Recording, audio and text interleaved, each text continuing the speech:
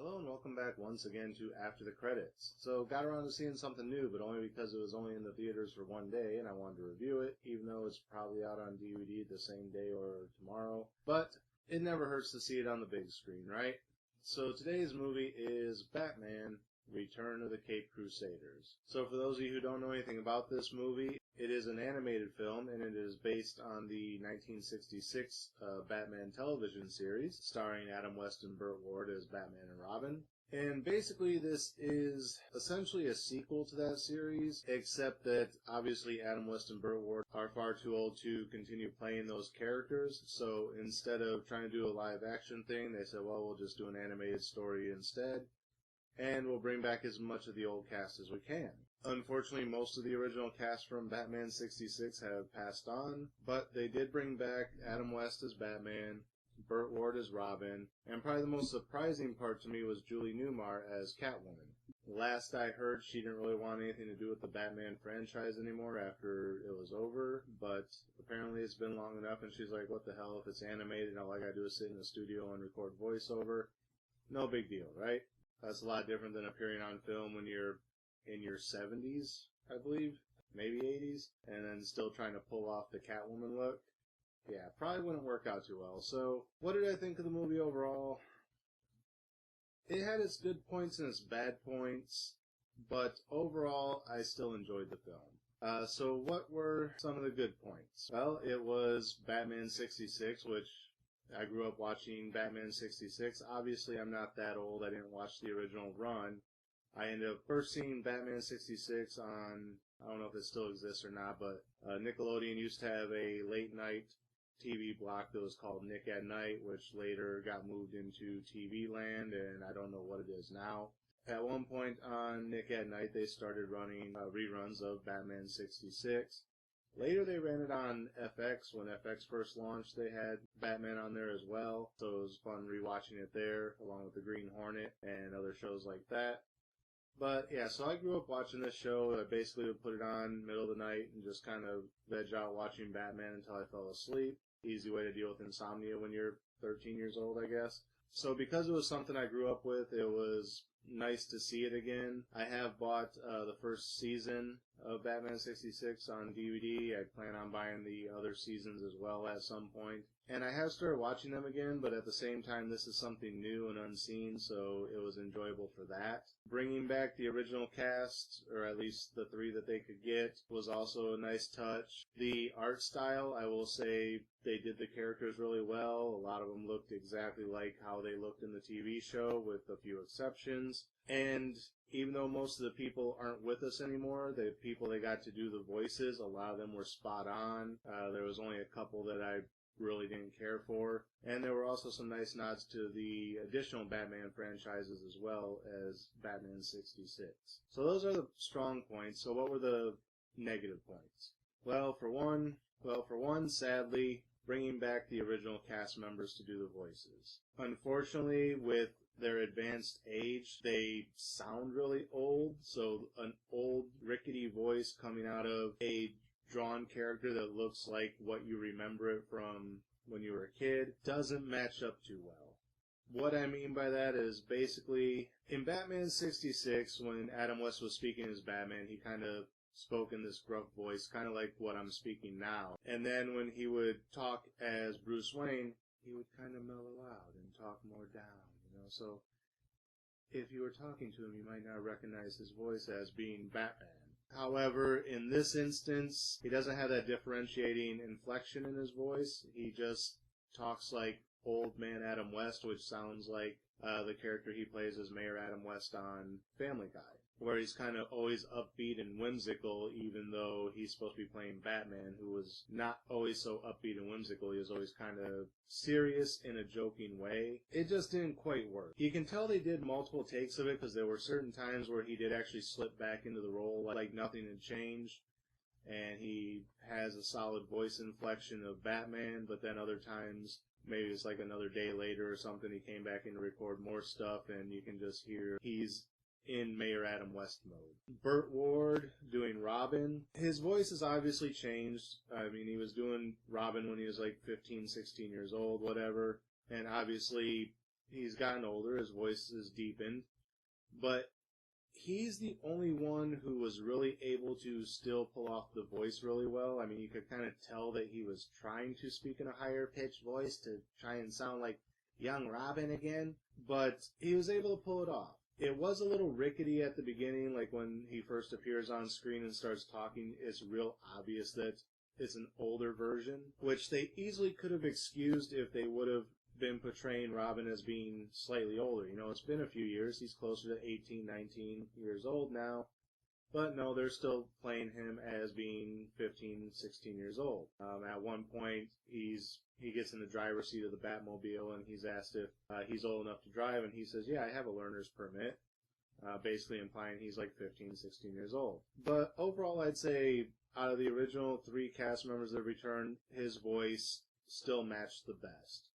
I would like to have seen them play it as he'd gotten a little bit older, and that's why his voice was a little bit deeper, but at the same time, you know, it was what it was. And then as far as Julie Newmar as Catwoman, you know, nothing against Julie Newmar. She's a wonderful person from what I hear, but she sounds like someone's grandmother. She kind of has that shakier old woman type of voice, you know, so it's like, you know, she's got that grandma sound instead of, you know, like a more mellow woman tone. I can't really do a girl's voice, but, you know, that's how she kind of talked in the original series, and now she just kind of sounds old. I mean, it's like in The Force Awakens when Carrie Fisher appears as Princess Leia or General Leia, and she starts speaking and she just sounds old, her voice is kind of raspy, things like that, and you're like, wow, her voice has really changed a lot since she played Princess Leia. That's kind of how Julie Newmar is in this, except her voice isn't really raspy, it's just got that old lady kind of jitter to it, I guess. And it's really off-putting when there's this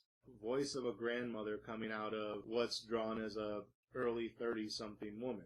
Those 3 original voice actors, I love that they brought them back for this, but at the same time, it might have been a little bit better had they cast voiceover characters to portray the roles instead, or at least part of it. All the other voices, like I said, were good. The Cesar Romero Joker was pretty much spot on. The Riddler, you know, the Frank Gorshin voice, I think that's his name, Frank Gorshin.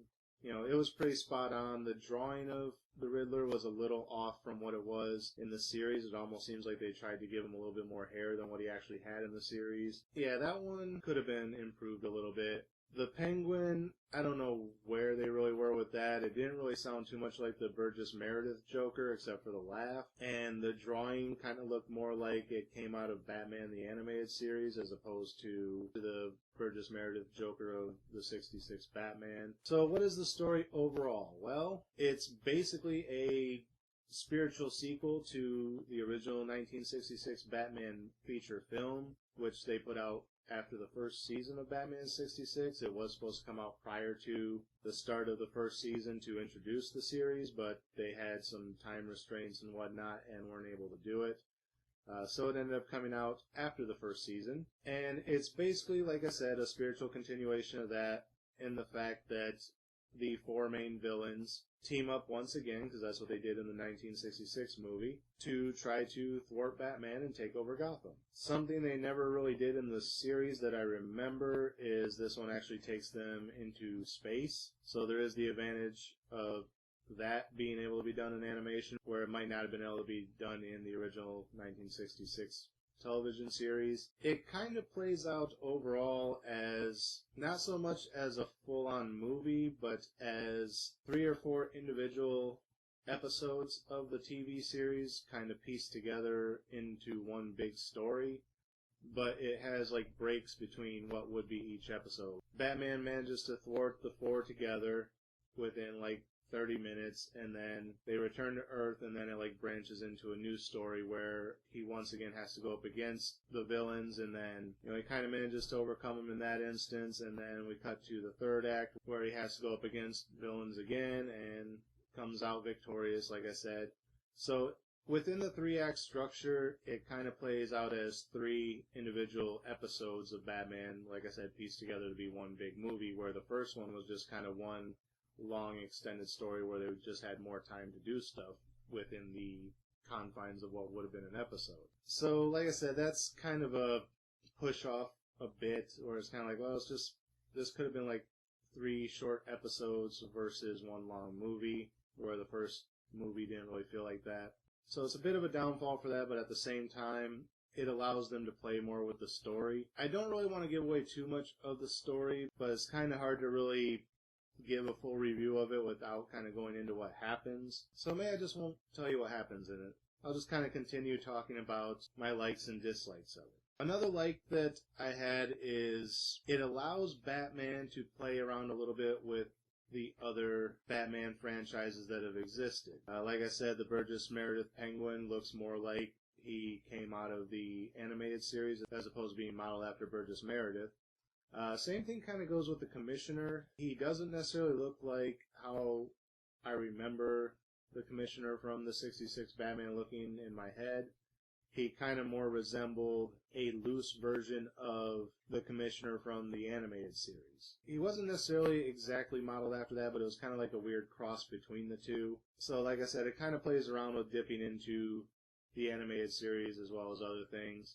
So I didn't really care for the Commissioner too much. I didn't really care for the voice actor who was doing it because he didn't really sound... I wasn't sure what he was trying to go for as far as this Commissioner. The 66 Batman also included a character of Chief O'Hara, who was the chief of police. The drawing looked nothing like him. The voice actor was horrible. The accent he was trying to do just... Yeah, they really needed someone else to do that part. You know, it's kind of like, oh crap, we forgot all about this character till the very end. Well, who can do a crappy Irish accent? So yeah, I didn't really care too much for the Commissioner or the Chief. Another thing I didn't really care for is they made the Gotham City Police Department look like they just can't do anything without Batman. At one point, when we first see the Chief and the Commissioner, Chief O'Hara's coming into the Commissioner's office, and the Commissioner asks him, oh, how's that investigation going with, I forget what it was, some petty little crime like jaywalkers or something like that, like a string of jaywalkers or string of graffiti artists or whatever. It was something stupid. And he's like, oh, we have no leads. Maybe we should call Batman. And it's like, no. The thing with the 66 Batman, they didn't constantly rely on Batman for everything. They weren't incapable of doing their jobs. The Gotham City Police Department was more than able to handle basic crimes and basic criminals. Even some hardened criminals like murderers and things like that. The only time they really called in Batman was when they investigated a crime and realized that it involved one of the supervillains who's more cunning and has more access to things that could potentially really hurt people or destroy the city that's beyond their capability of handling. It would be basically like if a serial killer came to Mayberry, would Andy Griffith be able to handle it? Maybe not. He might have to call in some state help or federal help or something like that. Where Andy's more than capable of handling Otis the town drunk, causing a scene in town. Take him to jail, let him sleep it off. But basically they make the Gotham City Police Department seem like it just can't do anything without Batman. So I didn't really like that.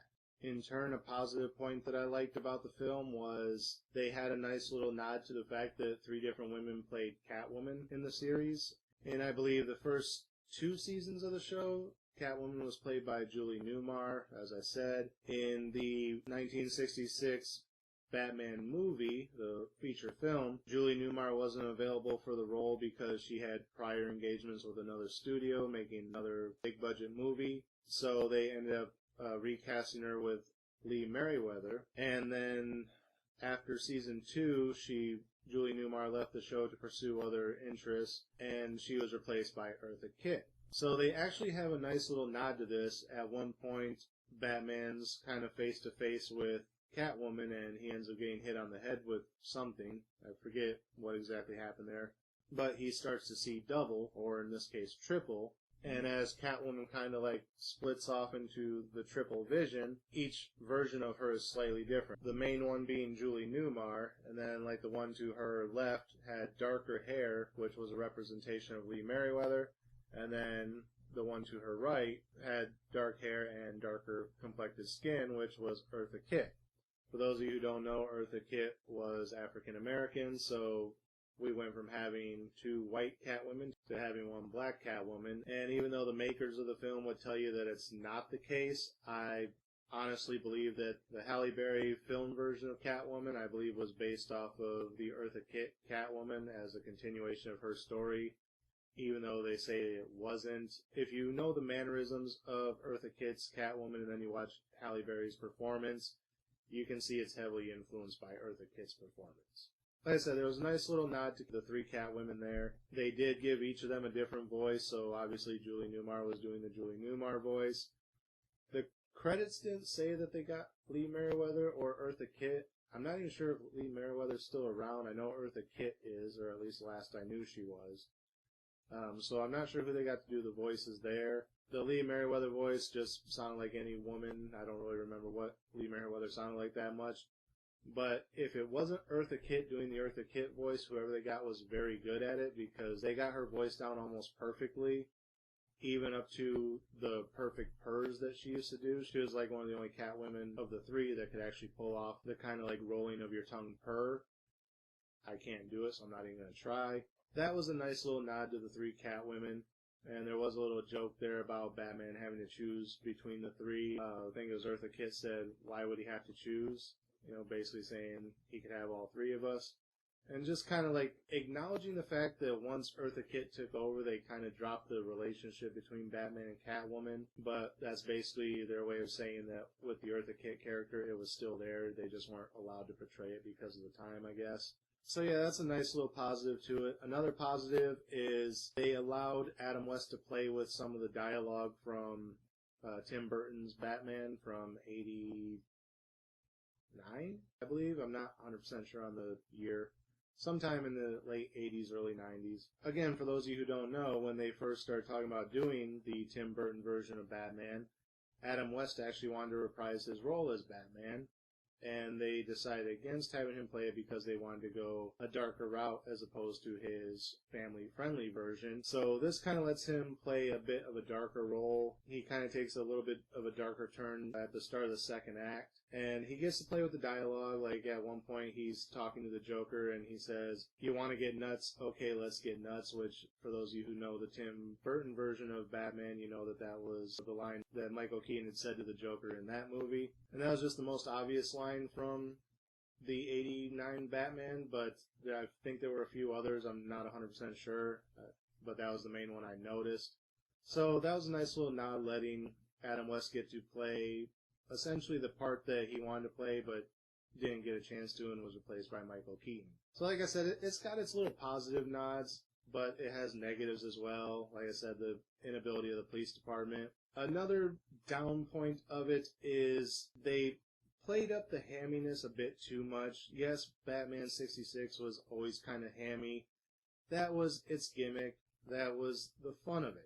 They go a little bit too far with it in this film. Like in Batman 66, Batman has a solution for everything. And it's usually some device with the word bat attached to the front of it. When he gets poisoned, he takes the bat antidote.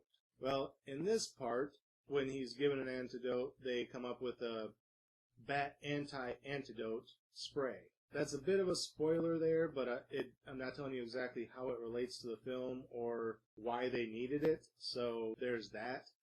But an anti-antidote spray, really? And then later they have a anti-anti-antidote spray, and it's just like, come on, man.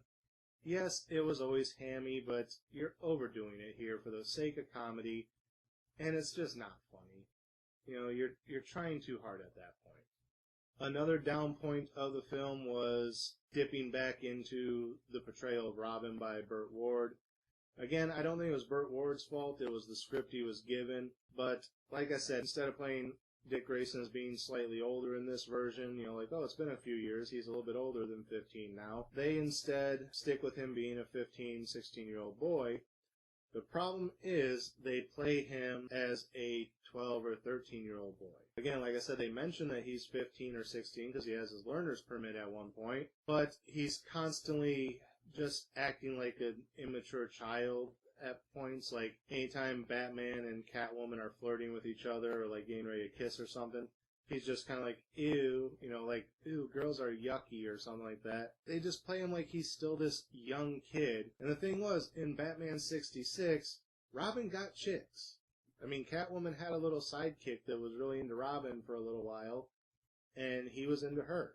I don't remember her name is like Kitten or something like that. But Robin was into her and almost kissed her at one point, I think. You know, when they went to a dance club, he danced with like 3 or 4 teenage girls his age. He wasn't girls are icky. You don't need to have him acting like a damn immature child every time they're going to kiss. Or playing up the moral fabric of Batman like, oh, Batman would never kiss a girl that he wasn't married to. No, they didn't actually say that in the movie, but that's how they tried to play this whole thing up. Like, oh, Batman can't kiss her because they're not married, even though he's attracted to her. And the closest they ever really came to that in the series was every time they would get close to kissing was usually around the time the cops showed up and he backed off to look professional. And in the 66 movie, when Catwoman was laying on a bed and he was trying to talk to her, he climbed up on the bed next to her, then realized that he was in bed with a woman and backed off trying to be a gentleman and ended up getting back up off the bed and kind of sitting on his knees next to the bed so he's at eye level to talk to her. And it wasn't that,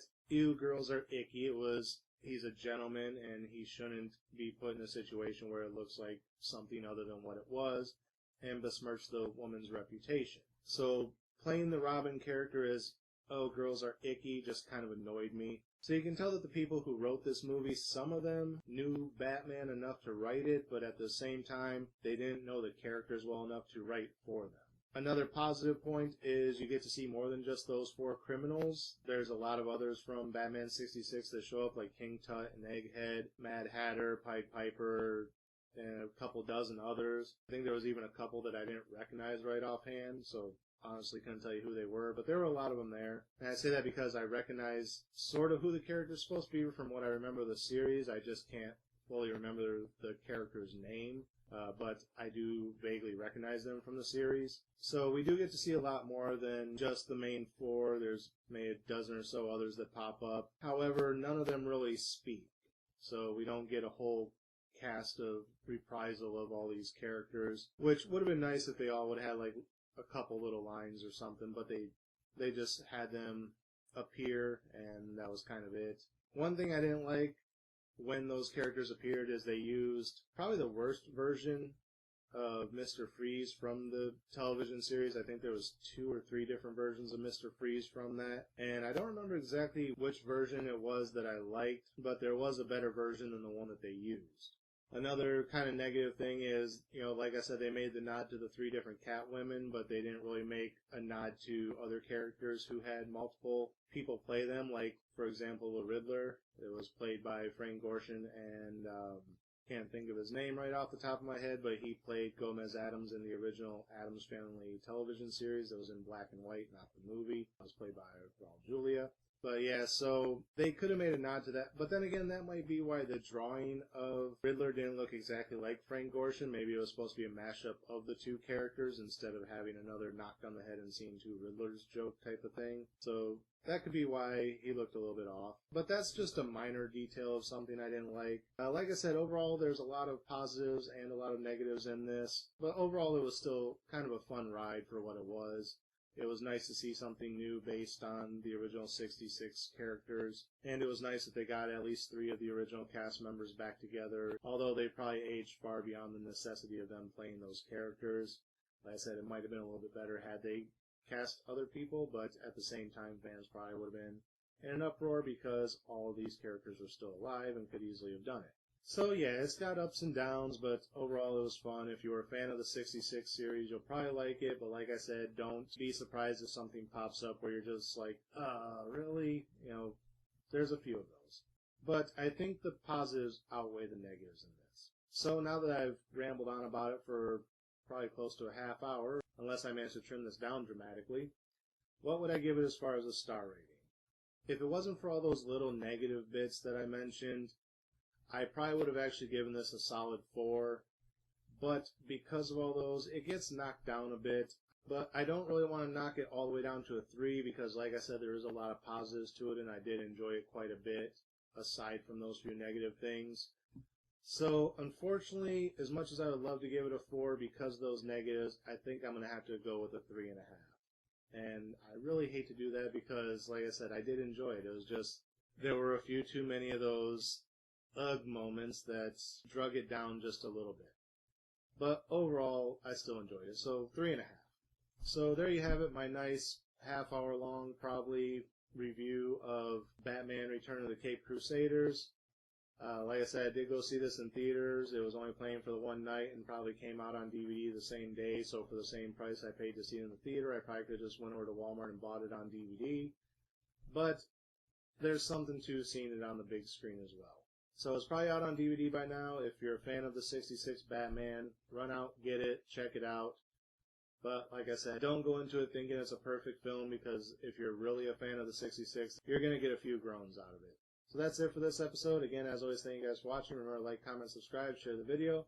Links are in the description. And until next time, we'll see you after the credits.